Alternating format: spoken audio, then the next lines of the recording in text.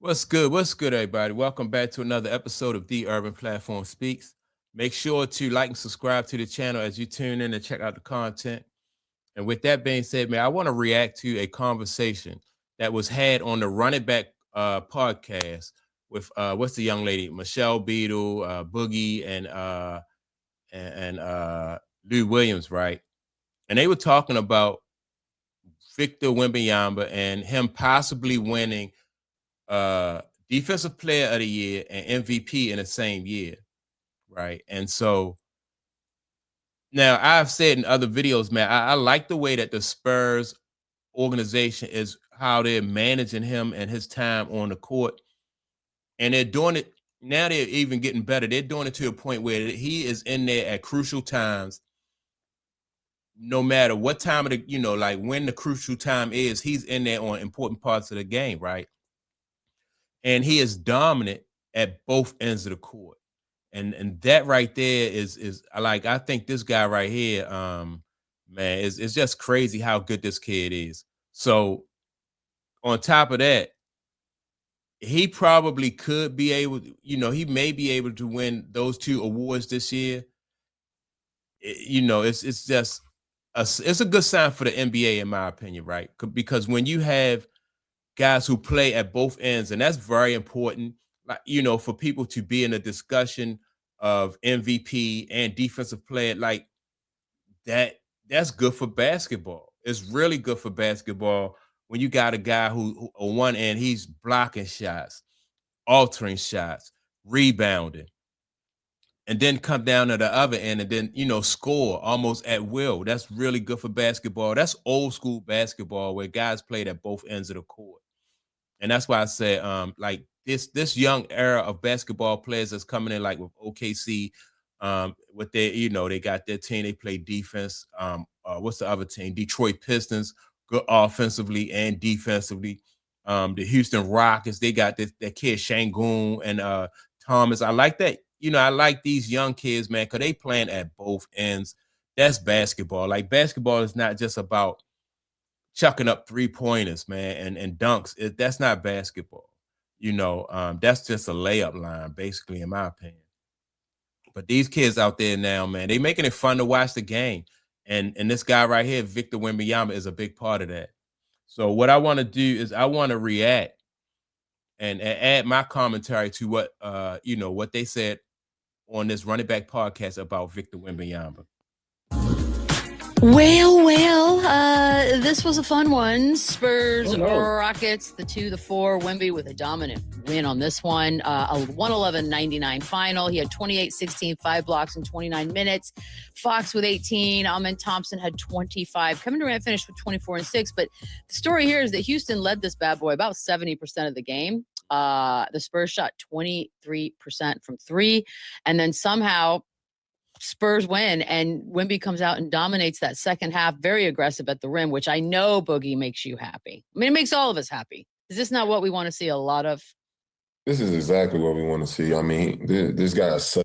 That's big time. That, like what she just said, like he dominated at the rim. He's taking advantage of like the advantage that he have, and that's his height and his athleticism, right?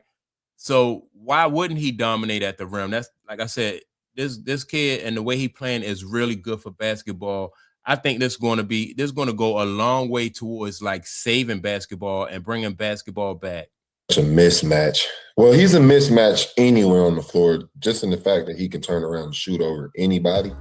But obviously, being as tall as he is and having the type of length that he has as far as being a player, him being closer to the rim, it just makes sense. It's nobody can stop and nobody can match up with it. It's not a scheme in basketball that can stop him, from attacking the rim. So with all those things being said, I just would like to see him take advantage of his advantages and, really, lock in and focus on that part of the game. Really found his foundation as far as offensively, and then everything else to come with it eventually in this game. And he's still a young player figuring out.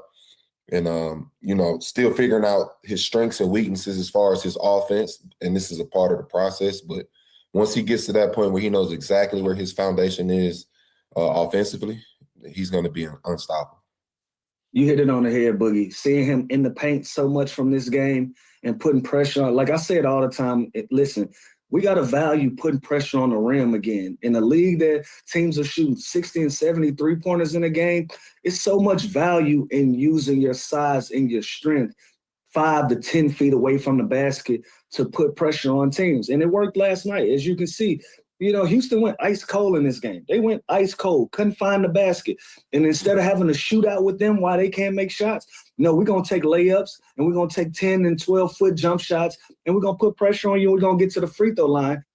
And see, that's what I was talking about. When Wembanyama first came to the league and I seen him shooting threes and stuff like that, trying to take people off the dribble, I was like, come on, man. Come on, you 7'5".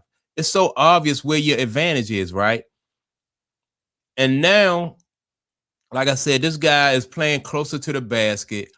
It's just crazy. And so what that, and I always like to say that how that's going to make basketball better is he has an advantage. So you're going to have to find a way to combat his advantage. Like his height is his advantage. You're going to have like some real power forwards in the game that's going to, and centers, people with the size and the strength to push Victor away from that basket.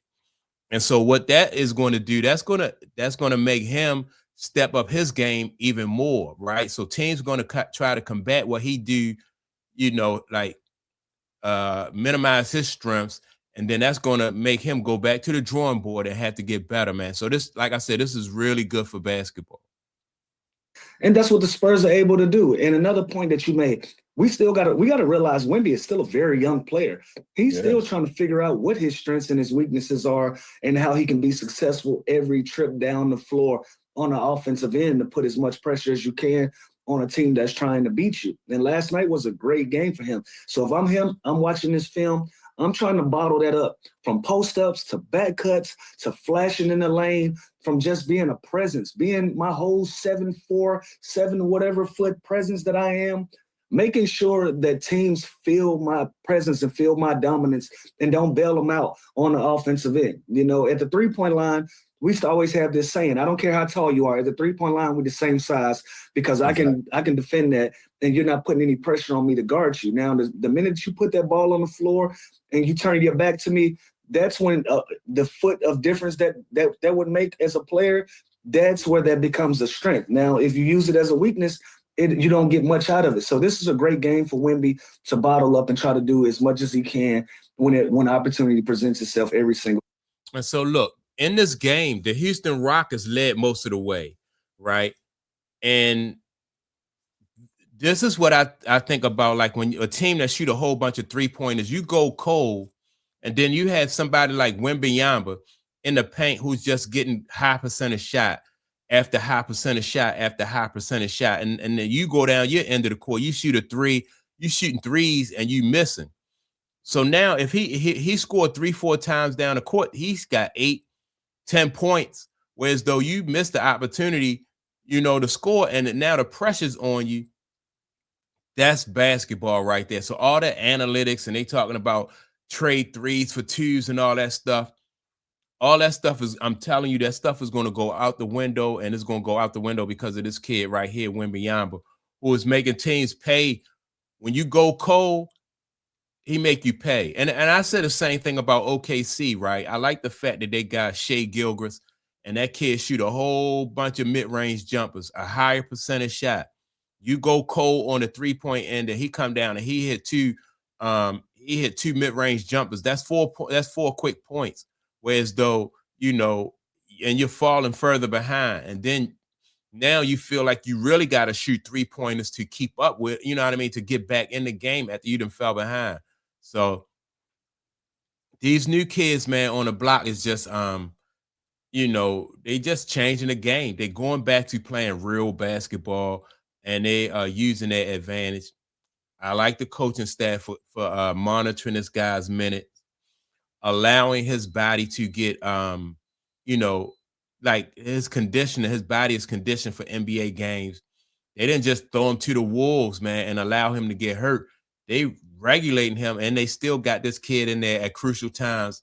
And they came back and beat a really good team in the Houston Rockets. man. So yeah, I like I said, real basketball is coming back. It's making a return. Game. I got to ask you guys this, because he had as many points as the whole Rockets team did in the fourth quarter. And then, talking about the defensive side of things, I understand that there's a games played threshold. But for the sake of this argument, could he win MVP and Defensive Player of the Year in the same year before he's 25? He's 22 now. Yes. He's going to be in the running every year for No-brainer. both of these. Yeah, and I think that's why he has so much support early on as far as a chance at being one of the greatest to ever play this game. Everybody knows he has the potential to do that at bare minimum. So, no, I don't think this is far off at all. I actually think this is something that'll happen pretty soon, actually. Like, he has that talent. He has the work ethic. He has everything. He has all the intangibles for this to be done. So, absolutely. And so I like when you have a basketball player, like I say, play at both ends, and he's earning it. Like he came into the league with a lot of hype and a lot of like a lot of hype, but he's still putting in that work, and he doing it at both ends, man. So if he win it, it's going to be something that he earned, because nobody's giving out Defensive Player of the Year. You gotta show and prove when it comes to that. And like they said, he's still young. He's 21, 22 years old, and playing the way he's playing.